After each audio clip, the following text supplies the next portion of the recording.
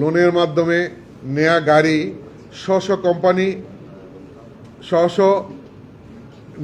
স্ব company oblique bank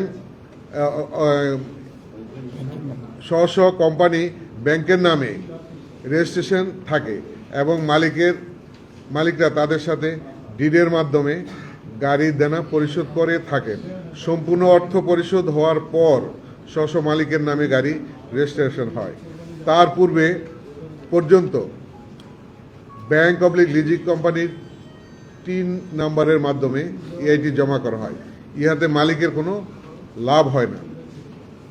4 নম্বর, মেয়াদ উত্তীর্ণ যানবাহন রাস্তা থেকে সরানোর লক্ষ্যে সহায়ক হিসাবে বাণিজ্যিক রিকন্ডিশন যানবাহন, bus, truck, cover van, prime mover আমদানি মেয়াদ 5 বছর থেকে বৃদ্ধি করে 12 বছর পর্যন্ত করতে হবে।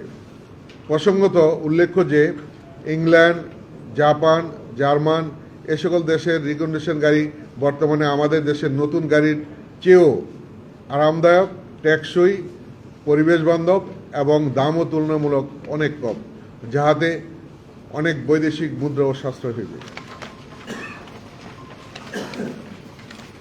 5, দুর্ঘটনা কবলিত গাড়ি থানায় আটক হলে 72 ঘন্টার মধ্যে মালিকের জিম্মায় দেওয়ার বিধান রহিয়াছে, যাহা বাস্তবে কার্যকর করা হয় না। ইহা কার্যকর করিতে হইবে। 6, মেয়াদ উত্তীর্ণ পুরাতন যানবাহনের জন্য স্ক্র্যাপ নীতিমালা তৈরি করতে হবে।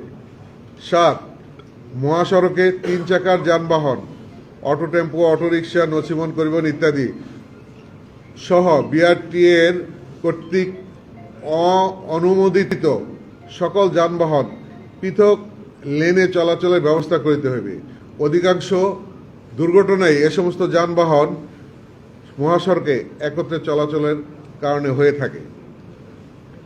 8, ড্রাইভিং লাইসেন্স নবায়ন দ্রুততার সাথে ডেলিভারি দিতে হবে এবং শ্রমিক ফেডারেশনের 12 দফা দাবি বাস্তবায়ন করতে হবে। অতএব সড়ক পথে যাত্রী পরিবহন ও পণ্য পরিবহন ব্যবস্থাপনা সচল রাখার স্বার্থে আগামী 15 কার্যদিবস অর্থাৎ 11ই আগস্ট 2025 ইংরেজি তারিখের মধ্যে বিষয়টি নিষ্পত্তির জন্য সরকারের প্রতি বিনীত অনুরোধ জানাইতেছি।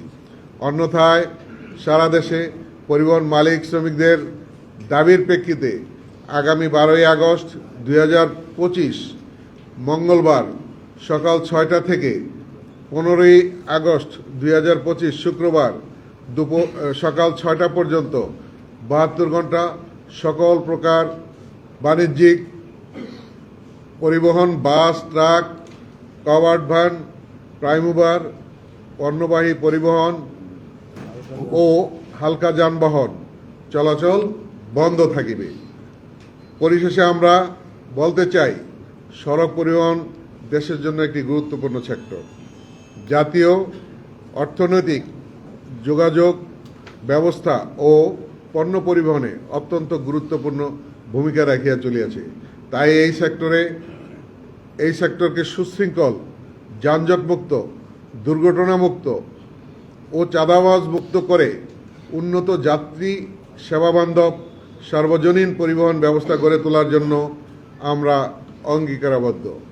এই ক্ষেত্রে ইলেকট্রনিক্স ও প্রিন্ট মিডিয়ার সাংবাদিক ভাই ও বোনদের সার্বিক সহযোগিতা কামনা করি। আপনাদের উপস্থিতি আমাদেরকে উৎসাহিত করেছে। ভবিষ্যতেও আপনাদের সহযোগিতায় এই সেক্টরের উত্তরোত্তর উন্নতির লক্ষ্যে কাজ করে যাব। এই প্রত্যাশায় আপনাদের সকলের সুস্বাস্থ্য কামনা করে আজকের প্রেস ব্রিফিং শেষ করছি। ধন্যবাদ আনতে মোহাম্মদ সাইফুল আলম, মহাসচিব, বাংলাদেশ সড়ক পরিবহন মালিক সমিতি, Ramesh Chandra Ghosh, chairman, Bangladesh bus truck owners association, Humayun Kabir Khan, সাধারণ সম্পাদক, বাংলাদেশ সড়ক পরিবহন শ্রমিক ফেডারেশন। ধন্যবাদ।